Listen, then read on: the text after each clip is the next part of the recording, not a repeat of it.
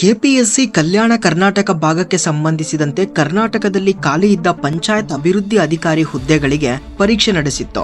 ಅದರ ಪ್ರಶ್ನೆ ಪತ್ರಿಕೆ ಸೋರಿಕೆಯಾಗಿದೆ ಎಂಬ ಆರೋಪ ಕೇಳಿ ಬಂದಿದೆ. ಈ ಹಿನ್ನೆಲೆ ಸಮಿತಿ ರಚನೆ ಹಾಗೂ ವರದಿ ಕುರಿತು ಮುಖ್ಯಮಂತ್ರಿ ಸಿದ್ದರಾಮಯ್ಯನವರು ಮಹತ್ವದ ಮಾಹಿತಿಯನ್ನ ನೀಡಿದ್ದಾರೆ.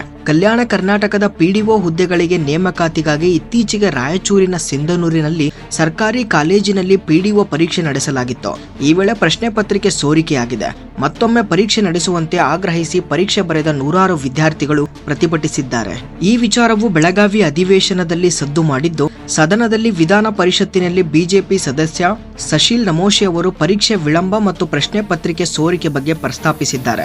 ಇದಕ್ಕೆ ಉತ್ತರಿಸಿದ ಸಿಎಂ ಸಿದ್ದರಾಮಯ್ಯ ಅವರು ಪಿಡಿಒ ನೇಮಕಾತಿಗಾಗಿ ಸಂಬಂಧಿಸಿದಂತೆ ಖಾಲಿ ಹುದ್ದೆಗಳ ಭರ್ತಿಗೆ ನಡೆಸಿದ ಪರೀಕ್ಷೆಯಲ್ಲಿ ಪ್ರಶ್ನೆ ಪತ್ರಿಕೆ ಸೋರಿಕೆ ಆಗಿದ್ದರ ಕುರಿತು ಕೆಪಿಎಸ್ಸಿ ತನಿಖೆಗಾಗಿ ತ್ರಿಸದಸ್ಯ ಉಪಸಮಿತಿಯ ವರದಿಯನ್ನು ರಚನೆ ಮಾಡಿದೆ. ಅದರ ವರದಿ ಆಧರಿಸಿ ನಮ್ಮ ಸರ್ಕಾರ ಮುಂದಿನ ಕ್ರಮ ವಹಿಸಲಿದೆ ಎಂದು ಅವರು ತಿಳಿಸಿದ್ದಾರೆ. ಮುಂದುವರೆದು ಮಾತನಾಡಿದ ಅವರು, ಯಾವುದೇ ಪತ್ರಿಕೆ ಸೋರಿಕೆ ಅಥವಾ ಪರೀಕ್ಷೆ ತಡವಾಗಿ ಆರಂಭವಾಗಿದೆ ಎಂಬ ಆರೋಪವನ್ನ ತಳ್ಳಿ ಹಾಕಿದ್ದಾರೆ. ಕಲ್ಯಾಣ ಕರ್ನಾಟಕದ ರಾಯಚೂರಿನ ಸಿಂಧನೂರಿನಲ್ಲಿ ಸರ್ಕಾರಿ ಕಾಲೇಜೊಂದರಲ್ಲಿ ಈ ಪಿಡಿಒ ಪರೀಕ್ಷೆ ನಡೆದಿದೆ.